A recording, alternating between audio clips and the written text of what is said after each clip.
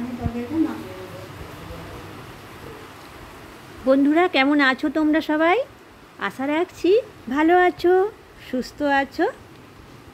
আর আমার চ্যানেলে আমার নতুন বন্ধু যারা আসছো তাদেরকে এবং পুরনো বন্ধু মানে যারা আছো তাদেরকে সকলকে স্বাগত জানাচ্ছি। আজ হচ্ছে সোমবার, শিবের বার, শ্রাবণ মাস। আর শ্রাবণ মাসের সোমবার অনেকেই করে থাকে, অনেকেই নিরামিষ আজকে খায়, আমরাও আজকে নিরামিষ খাবো। তা আজকে একটা পটলের রেসিপি বানাবো। আর আমি যেদিন রেসিপি বানাই তোমাদের সাথে শেয়ার করি, তাই আজও তোমাদের সাথে সেটাই শেয়ার করছি। আর দেখো বন্ধুরা, আমরা পটলের ঝোল ঝাল যাই হোক অনেক কিছুই খাই, ভাজা, তাই আজকে মনে করলাম পটলটা একটু অন্য স্বাদে বানাই। তা সেই জন্য পটলগুলো আমি ছাড়িয়ে নিচ্ছি। বন্ধুরা যারা দেখছো, এই মুহূর্তে ভিজিট করছো আমার চ্যানেলটা, একটা লাইক দিয়ে দাও। তোমাদের একটা লাইক পেলে আমি উৎসাহিত হই, আমার ভিডিও করার এনার্জিটা বেড়ে যায়।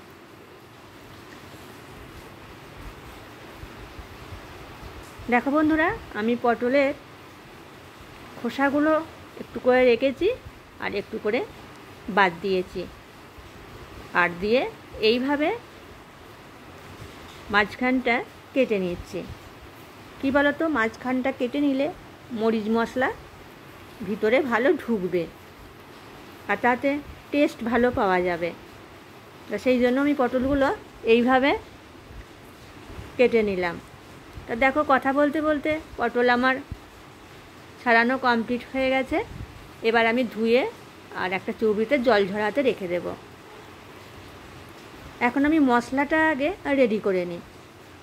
তার জন্য নিয়ে নিয়েছি আদা, কাঁচা লঙ্কা, আর এটা হচ্ছে যদিও গুঁড়ো, জিরে গুঁড়ো, ধনে গুঁড়ো, এই সবগুলোকে আমি একসঙ্গে বেটে নেব।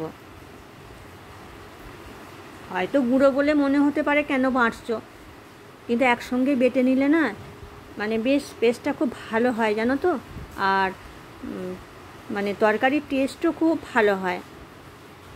সেই জন্য আমরা মাঝে মাঝে এইভাবে আমি বেটে দেখেছি, তাই মনে করলাম আজ এইভাবেই বেটে করি। বেটে নিচ্ছি।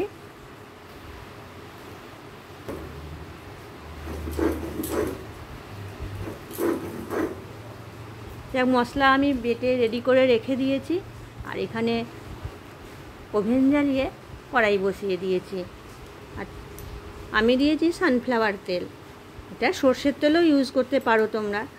তা আর সানফ্লাওয়ার তেলে কি হয়, মানে ভাজলে বেশ ভালো ভাজাও হয়। আর আমি এটা সানফ্লাওয়ার তেলেই বানাবো। পটলটা আমি এখন ভেজে নিচ্ছি, হালকা করে ভাজবো।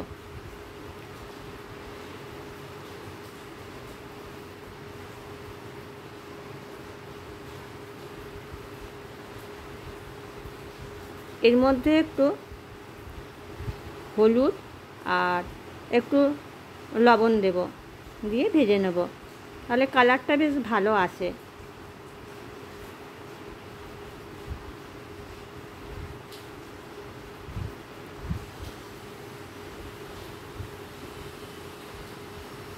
হালকা করে ভাজবো।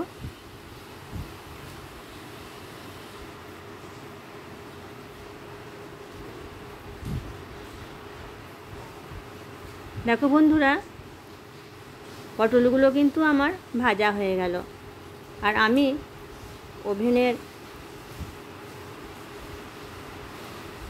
বার্নারের তাপমাত্রাটা মিডিয়াম টু লো রেখেছি।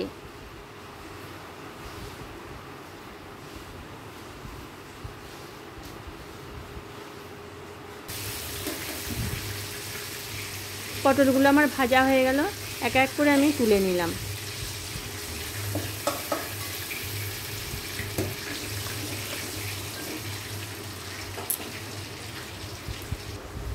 এবারে কড়াইয়ে দিয়ে দিলাম এলাচ, লবঙ্গ আর দারচিনি।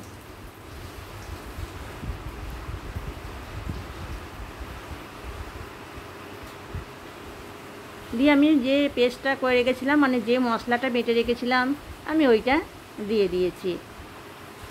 আর এর মধ্যে একটু হলুদ আর লবণ, মিষ্টি হওয়ার জন্য চিনি সবই দিয়ে দিয়েছি। আর একটু কাশ্মীরি মরিচ দিয়ে দিচ্ছি যাতে কালারটা সুন্দর হয়।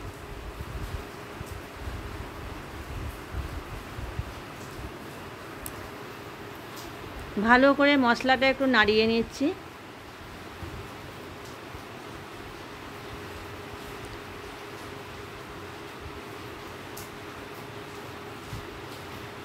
বন্ধুরা দেখো, মশলাটা আমার অনেকটাই হয়ে গেছে।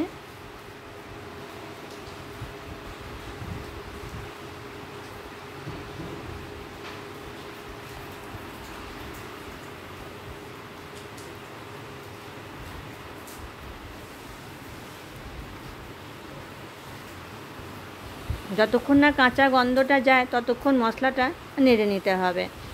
আর আমি এতে একটু টমেটো পেস্ট দিয়েছি।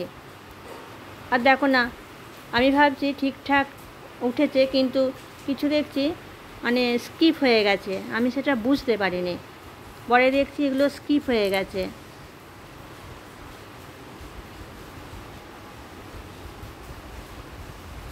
তা এবারে আমি দিয়ে দেব এই যে আমার কাজু বাটা আছে একটু, সেই কাজু বাটাটা আমি এবার দিয়ে দেবো।